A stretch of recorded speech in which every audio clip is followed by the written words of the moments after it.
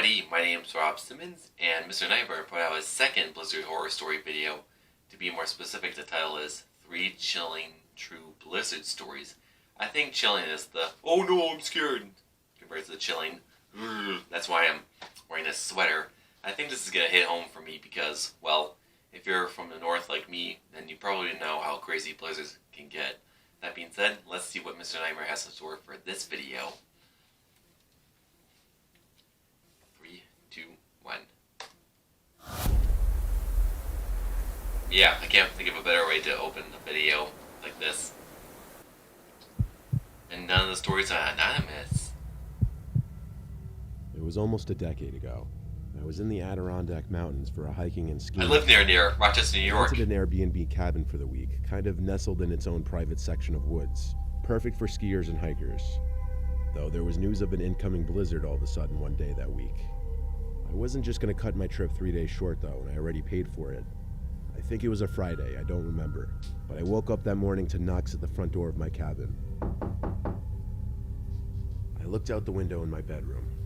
I was greeted with nothing but white sheets of snow covering everything, with heavy snow still piling on. A knock ditcher? I looked to the front door, ditcher? and there was this woman in a parka who looked rather distressed. I quickly threw on a change of clothes and opened the door. She was some 40-something-year-old woman. Her cheeks were red, and she looked freezing. She asked in the best as polite way as possible if she could seek shelter here until the storm blew over. I figured it was the gentleman thing to do. So I invited her in and told her to make herself comfortable while I heated up some coffee. She plopped herself down on the couch and asked if I lived here. I told her it was just an Airbnb, then asked where she was coming from. She said she also rented an Airbnb up here, but she got caught in the blizzard and couldn't find her way back. She said her name was Meredith. I handed her a cup of coffee, but she refused it and said she was really tired. Then she asked if she could just rest on the couch. I allowed it, though, as I ate my breakfast. I can't lie, I felt really awkward. So would I didn't know what to do after my breakfast. I didn't feel comfortable just hanging in the living room kitchen area, so I went back to my room to watch TV. The snow was really coming down outside, and the wind was so aggressive that the whistling shrieked through the windows. Not too long after, another knock at the door. I once again looked out the window.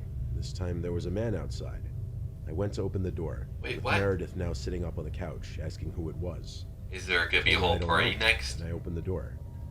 It was like deja vu, because the man basically gave the same story, that he was caught in the blizzard and needed a place to stay. At this point, having already let Meredith in, I had to let him in too. I told him the same thing I told him. her. And Meredith somehow He introduced himself as Mark. Meredith and Mark. They introduced themselves to each other as well. Two and they had a M's. laugh. I think they're somehow connected in some way. Then they both kind of playfully praised me for letting them in. Meredith seemed more lively now, more open to conversation. So we talked about a bunch of random stuff, until there was nothing really left to talk about. The day dragged on into the night. It grew dark and cold inside the cabin, and the snow was showing no signs of receding. I offered them whatever food was in the fridge throughout the day. Unfortunately for me, it seemed it was approaching that time that I had to designate where they would be sleeping. But Meredith kind of did that for me. She asked if I would allow the two of them to stay here for the night. I had to say yes. So they both slept on the couches. I slept in my room, of course. I fell asleep rather easily, with the knowledge that my belongings were under my bed and couldn't be easily stolen by these two strangers. Yeah, that makes it easier. Usually a heavy sleeper, but this night I woke up to a loud thump. I sat up. The door to my bedroom was open, and the sound of the outside wind was incredibly loud. I discovered the front door to the cabin was open too, and neither Meredith nor Mark were on the couch. I went out to the porch for a second, just to look into the woods. There were fresh-looking footsteps leading into the snow, and I could see Meredith just standing out there in the snow, facing me, holding what looked to be my travel bag. I yelled at her to come back here, along with a few choice words. I ran to my room to get my boots. As I rushed to put the boots on while on the couch, I noticed my bedroom door was now shut. I 100% did not close that door. Was I about to open it? Hell no. Especially not after I heard footsteps on the other side of the door. Is it Mark or someone else? I ran to the front porch again. But now Meredith wasn't alone. Someone, a man, I couldn't tell if it was Mark or not, was standing next to her, holding her hand. and they were both facing the house. I didn't care about the bag anymore. I ran to my Jeep and drove through the 3 feet of snow. There had to be more than just those 2 people in the house that night, because someone else was in the bedroom. I was too nice. I let my guard down with 2 strangers, and I paid the price. I'm just happy they didn't kill me, though. Somehow I got the vibe they were trying to do more than just rob me of my bag. Yeah, you're lucky you got away unharmed, dude. I knew there was something off about those people. My older brother and I used to love to play out in the snow. We live by the woods. I'm not giving my town or state or any other details of our location, though. I don't blame them. One night, our parents let us go outside to play in the blizzard. We figured playing hide and seek would be fun, since the footprints in the snow would create an You know what, that effect does in sound the like rain. fun. So I was the one hiding first. We were playing in the woods with flashlights. I turned mine off once I found a place to hide, just to not give away my location. I ducked down in the deep snow between 2 big trees. I tried covering my tracks in the snow, but I couldn't possibly get all of them. I saw Yeah, my that's brother's very flashlight tricky to in the do. distance, coming in my direction. He was definitely going to find me, so I ran in the dark deeper into the woods. I definitely lost him because I didn't see his light anymore, or maybe he turned it off. Also, we knew these woods, and I knew which direction I was going. I wasn't Well, going to that's get good. lost. I thought they were Eventually, as I somewhere kept walking unfamiliar. back, I found another trail of footprints. They seemed like they were left there only a few minutes ago, so I started following them, expecting to find a deer at the end. As the footprints became more fresh, however, I started to realize they were boot prints, not animal footprints. This also meant I was getting closer to whoever just left these boot prints. I was thinking at first that it was my brother. Maybe he ran past me without me hearing him. I don't know. Because I didn't see how or why anyone else would be out here in the middle of a blizzard. With my lights still on, I noticed something black sticking out of this big pile of snow, which seemed to sit right next to the boot marks. I stopped and examined it, and brushed some of the snow Black off snow? the object. I brushed enough snow off to realize it was a big black garbage bag. This didn't look good. Oh boy. I already smelled something foul in there. Garbage? That's what I was hoping for.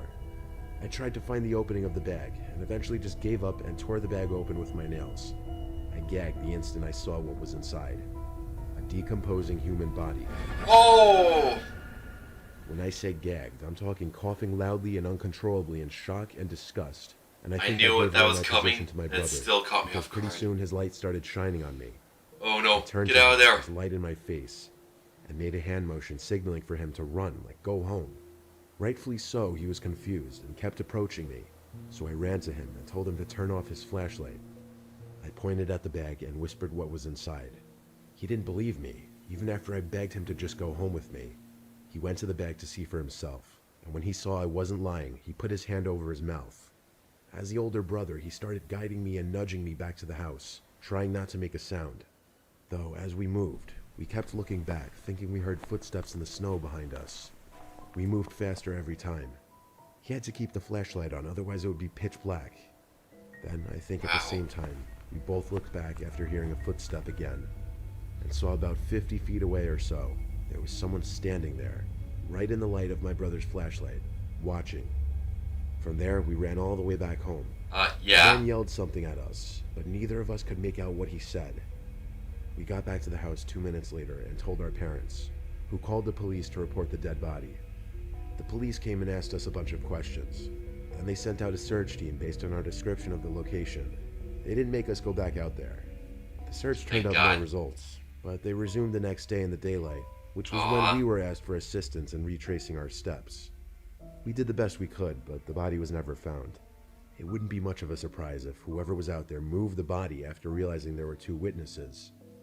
We were literally just little kids when this happened, and we were still being followed by possibly the person who hid that body there to begin with. I still wonder if we just narrowly escaped with our lives. Yep. Scariest story so far. Let's see what story 3 has in store. It started on the night of the first snowstorm of the year. I was off the next day for work, so I was just relaxing in my bed watching a movie, drinking hot cocoa. All of a sudden, Whoa. something hit my window that nearly gave me a heart attack. I looked out my window and saw the fresh mark of a snowball having just splattered over the glass. I opened the window to look outside, and I heard a kid's laughter. Well, that answered that. I closed the window again and my attention shifted back to the movie. Not too long before a second pow at the window, followed by the kid's laughter. This time I ignored it. I knew that by giving the kid a reaction, they would keep going. Apparently that worked, because no more snowballs were thrown at my window that night.